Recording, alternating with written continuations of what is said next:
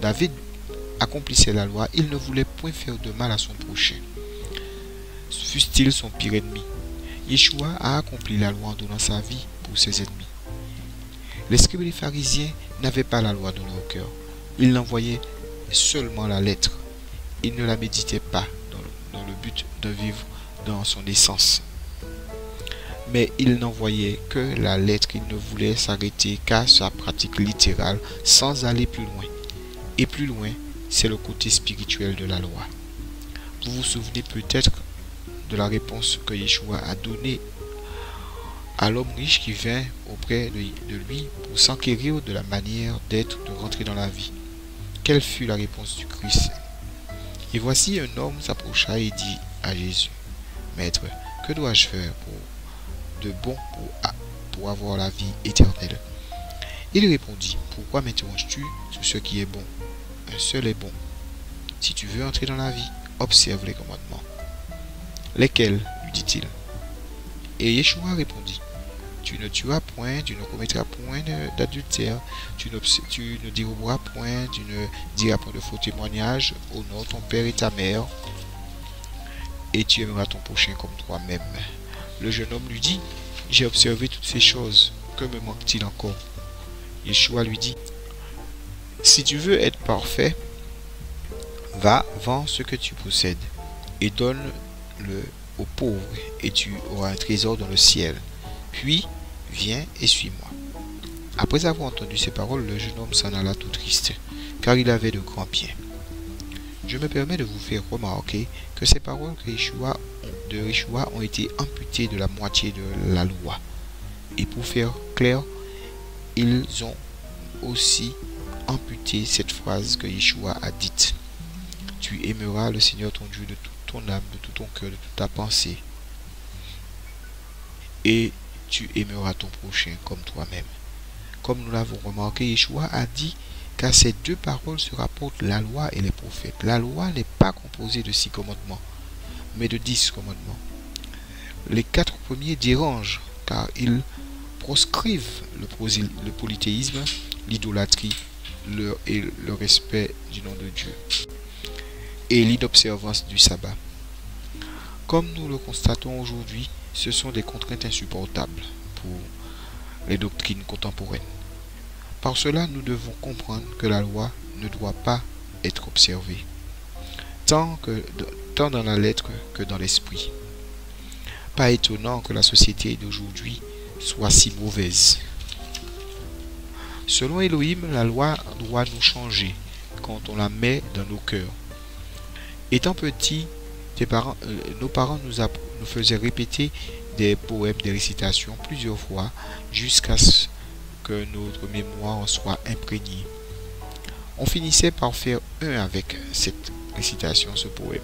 Pourquoi alors ne pas apprendre par cœur la loi de Dieu, les 10 commandements, de manière à en être imprégné et commencer à en comprendre l'esprit?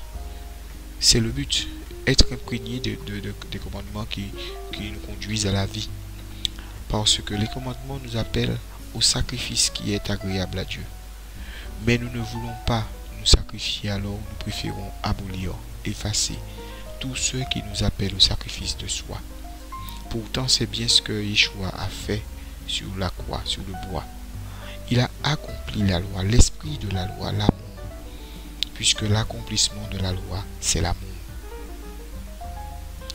Or, si l'amour demeure, la loi demeure.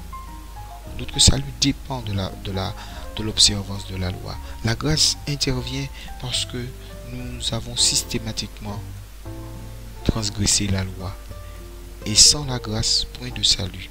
La grâce ne détruit pas la loi, mais comble nos tares face à la loi. Faire partie du royaume suppose que nous se soumettre à la loi de ce royaume. Si nous voulons faire partie du royaume de Dieu, nous devons faire allégeance à la loi du royaume, la loi de Dieu. Cette loi doit être dans nos forts intérieurs, notre mémoire. Elle doit faire partie de nous. Elle doit nous habiter. L'apprendre par cœur est salutaire. S'il nous si nous nous soumettons à son esprit qui est le dépouillement de soi en faveur de Elohim en premier et en faveur de notre prochain en deuxième. Le tout, c'est l'amour. Si nous rejetons la loi de Dieu, nous rejetons l'amour de Dieu. Croyez-moi, ce système dans lequel nous vivons ne peut aller que contre Elohim. Quoi qu'en disent ceux qui veulent faire croire qu'ils sont à la suite de Yeshua. Mais que dit Elohim au sujet de ces détracteurs de la loi? Ce peuple m'honore des lèvres, mais son cœur est éloigné de moi. La suite est mémorable. C'est en vain qu'il m'honore, en donnant des préceptes qui sont des commandements d'hommes. Alors on choisit d'obéir aux commandements d'hommes, commandements que les hommes ont fait, une tradition qu'ils ont mis en place, et on refuse les commandements de Dieu. Vous abandonnez le commandement de Dieu qu'il est écrit et vous observez la tradition des hommes. Vous anéantissez fort bien le commandement encore plusieurs fois. C'est clair. Vous anéantissez le commandement de Dieu pour garder la tradition, votre tradition. Mes amis, nous constatons qu'à l'époque, déjà, la loi d'Elohim était tronquée par les scribes et les pharisiens. Serions-nous, nous qui vivons 2000 ans plus tard, devenus meilleurs que ces hommes du temps de Yeshua? Loin de là. Ce travail d'amputation de la loi de Dieu n'a fait que progresser. Les traditions ont augmenté. Elles passent aujourd'hui pour la norme. Celui qui ne les pratique pas est considéré comme un fou, un aliéné. La plus grande tradition qui vit dans ce monde est la religion, dans tous ses aspects.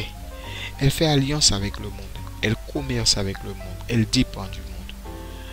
Mais souvenez-vous que Yeshua, notre Seigneur, nous a dit que nous ne serions pas que nous serions dans le monde, mais que nous ne serions pas du monde.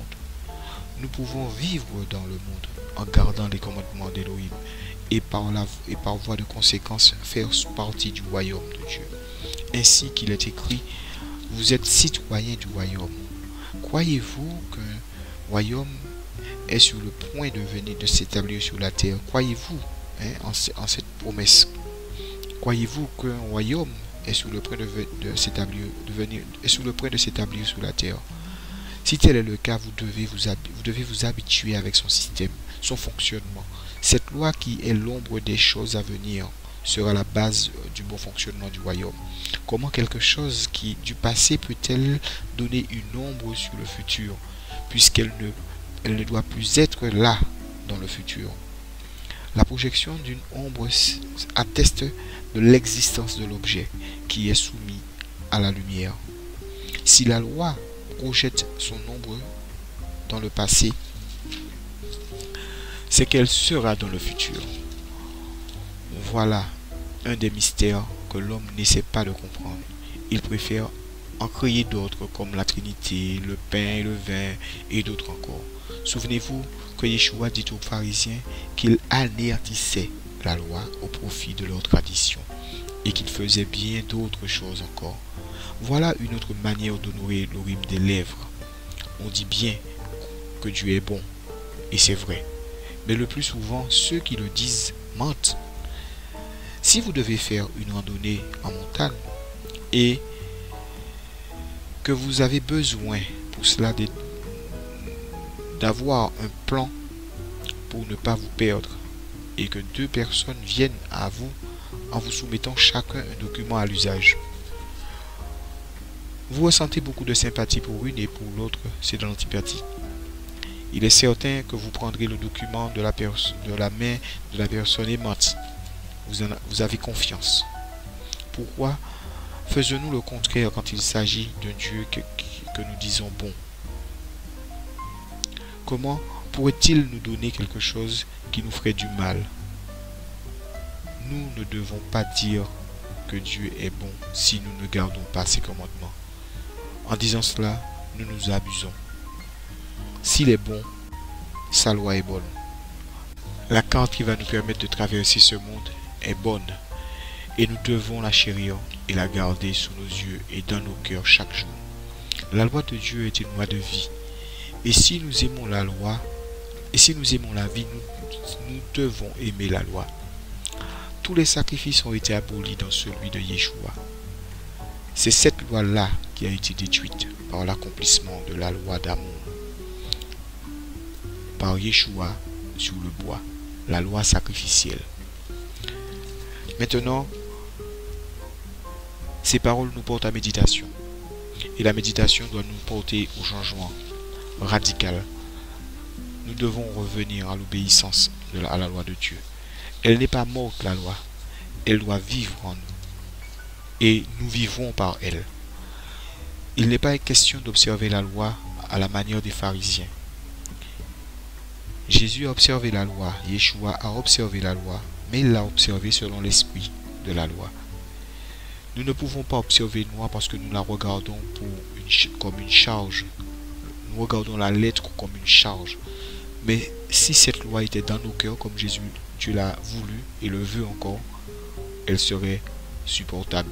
Elle n'aurait aucune difficulté, puisque la grâce nous décharge de la malédiction que procure le péché par la loi, parce que la loi n'est pas une malédiction. La loi n'est pas une malédiction. Elle est une bénédiction. Elle nous empêche d'aller à la malédiction. Si nous ne voulons pas la loi, c'est que nous voulons la malédiction. Alors revenez aux fondamentaux. La loi de l'Éternel est une bonne loi. Chaque royaume a sa loi. Et celui de notre Dieu Tout-Puissant a sa loi. Et si nous ne voulons pas de la loi, je ne me répéterai pas assez, nous ne voulons pas de l'amour de Dieu. Toutefois, mes amis, Elohim prendra à témoin contre nous la pierre, car sa loi d'amour a été reçue par elle. Et je crois que c'est la raison pour laquelle Elohim s'en est servi pour écrire de son doigt les commandements. Oui, la pierre est dure et elle a reçu la loi. Or, nous avons des cœurs de chair, mais ils sont plus durs que la pierre. C'est pour cela qu'il est écrit: je leur donnerai un cœur, un même cœur, et je mettrai en vous un esprit nouveau. J'ôterai de leur corps le cœur de pierre, et je leur donnerai un cœur de chair. La parole de l'Éternel ne revient pas à lui sans avoir accompli sa volonté. Paix à tous.